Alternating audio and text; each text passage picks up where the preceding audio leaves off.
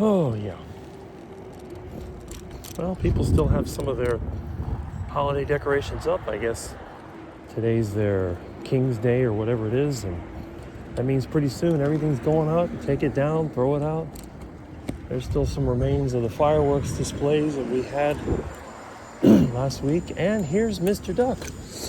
Big fat ducky. Hello, Mr. Duck. He's a big one. And what am I doing? I'm doing a little bike ride to head over to the school, see what's in the old dumpster. And I want to talk about something different. Now, normally, when I do my ride and talks, I'll talk about diet, or I'll talk about the economy, which to me is one of the most important things. Understanding how the system is rigged and how they take advantage of us is a great way to fight it. But I'm going to talk about something else a little bit different. Now, all of us were forced to go to school as a kid. Even if you're Amish, you're forced to go to school for a certain amount of years. Or as I like to call them, government indoctrination centers. Today's schools are basically as generic as possible. They all pretty much teach the same thing, and a lot of it is really not even that important. The most important thing is not what they do teach you, but what they don't teach you. And I've never seen a school that taught kids how to start a business, how the monetary system works, investing, and all those other things. The things that can actually make you financially excel. They teach you a lot of basics that you normally learn on your own. Reading, writing, arithmetic. That's stuff you can learn at home. But the reality is, there are a few practical things they taught us. And I was thinking about it last night. I don't know why all of a sudden I thought about it. And that is the concept of simple and complex machines. Now, there are 6 simple machines that are out there. I don't know if anybody remembers them, but the most common 6 simple machines I was thinking about, trying to remember what they were. And one of them, of course, was the wheel and axle. The wheel and axle, everybody talks about how important the invention of the wheel was. You have the wedge. You can think about like an axe or a wedge for splitting lumber or a wedge for separating things. You have the lever, which is another of the simple machines.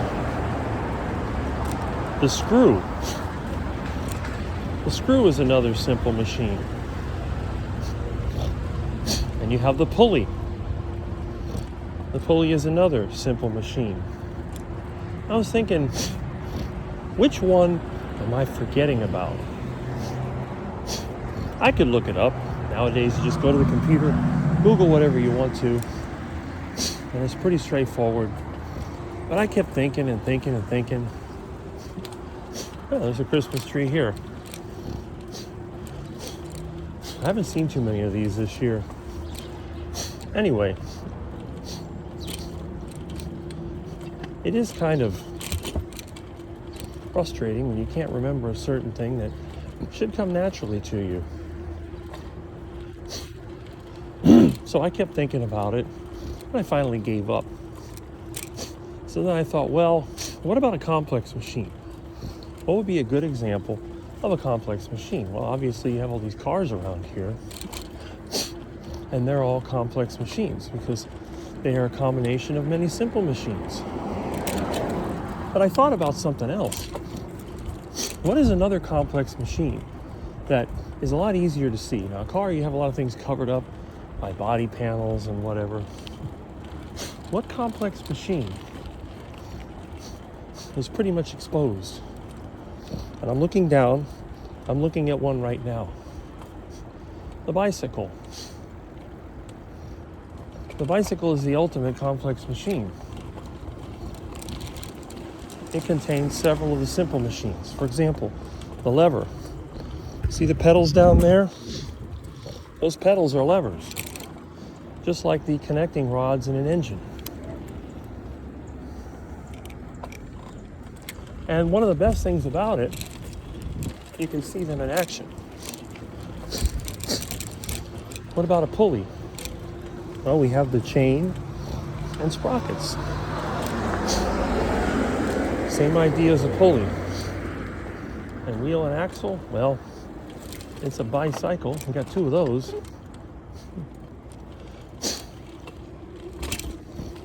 Screw. There are a lot of screws. You can see over here to adjust the brakes and shifter.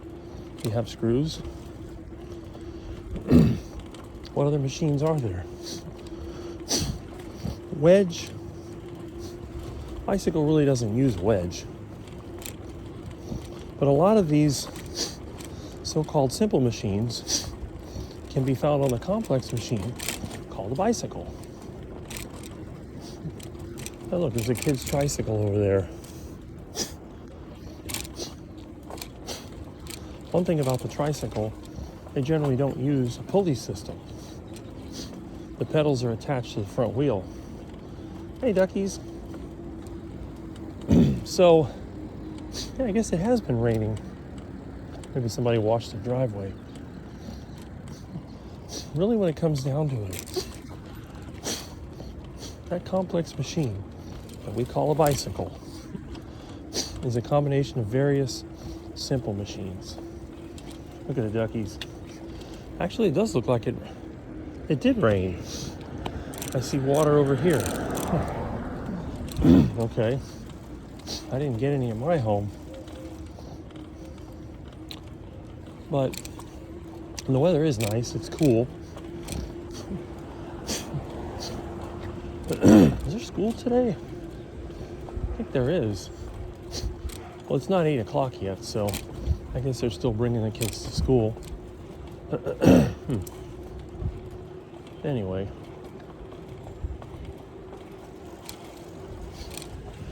So this bicycle, when it comes down to it, is really just a combination of simple machines. And yet, we can use this as a form of leverage for our own power. For example, if I wanted to walk here, it would take me a lot more time. Walking a few miles, not very efficient. But riding the bike, much more efficient. Look at all the birds. Look at the duckies. Fresh duck. Look at all the ducks. Oh, how cute. A lot of duck poop here, though. All right.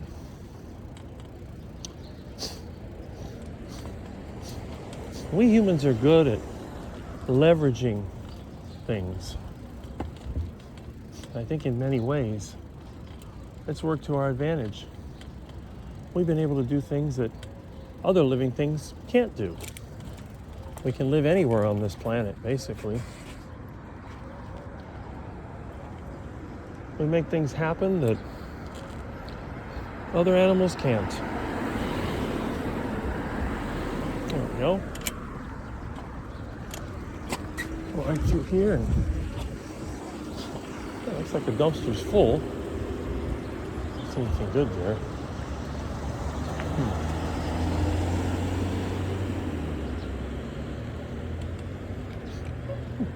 Yeah, still the same junk that was there before.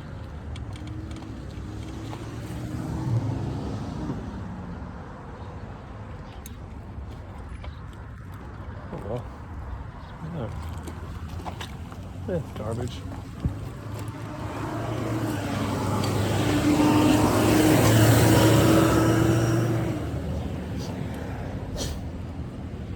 Not too bad.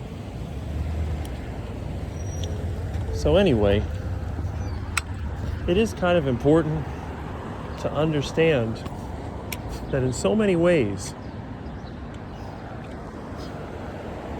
we're able to use these materials, these simple concepts to help us to be able to make our life better. Oh, there goes the duck flying. Look at that.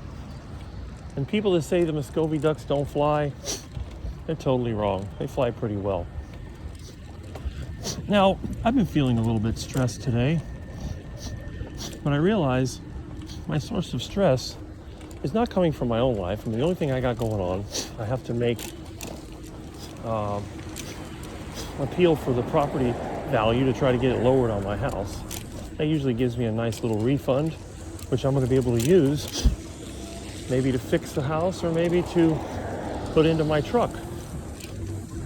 So the reality is, that's not too bad. But every time I try and work on that, I've been getting a very difficult distraction. And you probably know who that is. A certain black fur-covered creature that has been driving me insane lately. Now, he's usually pretty nice at night. He sleeps, doesn't cause me any difficulty. Maybe makes a couple of little cute purr sounds. But during the day, when he's awake, he begins to look outside, smells around, and if I happen to walk through a certain part of the yard, I'll pick up a scent, probably from other cats, and he goes from being Dr. Jekyll into Mr. Hyde. The little monster starts getting aggressive. He starts making howling meow sounds. And then when you least expect it, he goes in for the kill. He'll attack my leg. He'll attack my arm. He just lunges at me. And I don't know what to do, honestly. So the problem is kind of frustrating because I've tried my best to be nice with little Milton, but he just won't calm down. So I should have done this before, but again, didn't have the money for it. I didn't want to take him to the place where they do the community cats, because then they clip their ears, and I didn't want Milton's ears to be clipped. I mean, Milton is sort of a celebrity, so I wanted him to maintain his beautiful appearance. Now, with that being said, I guess having clipped ears would be better than losing Milton. But thanks to one of my great subscribers, she has made it possible for Milton to be taken to the vet. The only thing I have to do is get him there. So yesterday I went through my pile of junk and I picked out one of the best pet carriers. I cleaned it up. Actually, it looks pretty good. I even thought about putting the name Milton on it, but we'll see. But the little guy went in there willingly, and I have a feeling it won't be too hard to get him in there. Now today, I am going to check the van one more time, make sure it's good. Got to be there at 10:30, so tomorrow, somewhere around, I guess, 9:30, I'll get Milton into the box.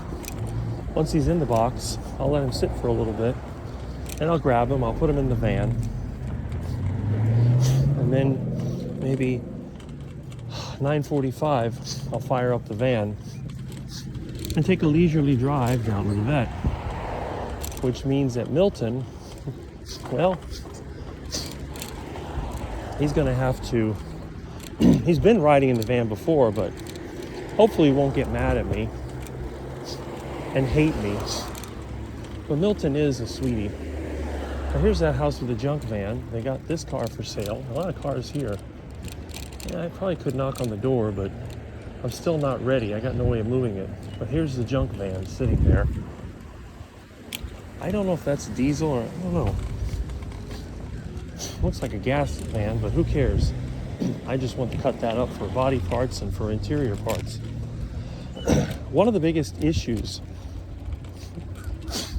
when having a pet is when you have to travel or you want to go somewhere. Now, I did go to Hack Your Health for 3 days. I left Milton by himself, and he was just fine, but he wasn't aggressive back then. And I'm beginning to think that his aggression was a combination of getting older and getting his hormones kicking in, biting into the extension cord and scrambling his brain, and who knows what else happened. So it's going to be interesting to see if getting him fixed turns him back into a nice kitty.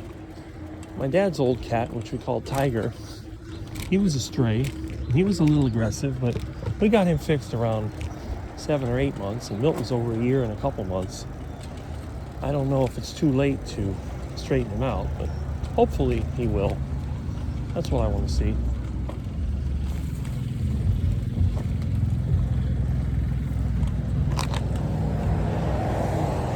I want to see Milton become a nice kitty. Not a mean kitty, but a nice kitty.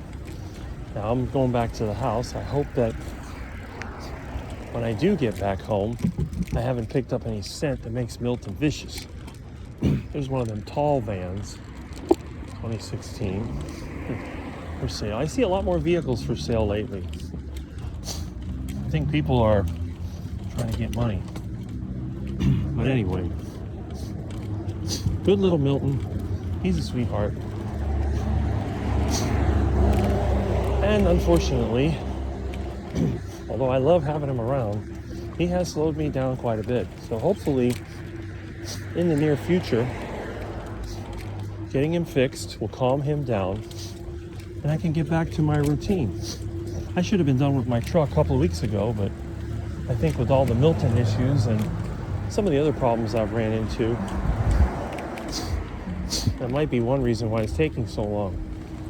So tomorrow is going to be a great day.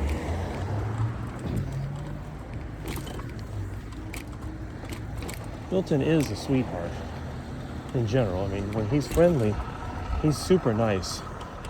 It's just those moments when he gets aggressive that he becomes a real problem. Look at more duckies. A lot of duckies today. So I'm hoping this problem will be easy to solve.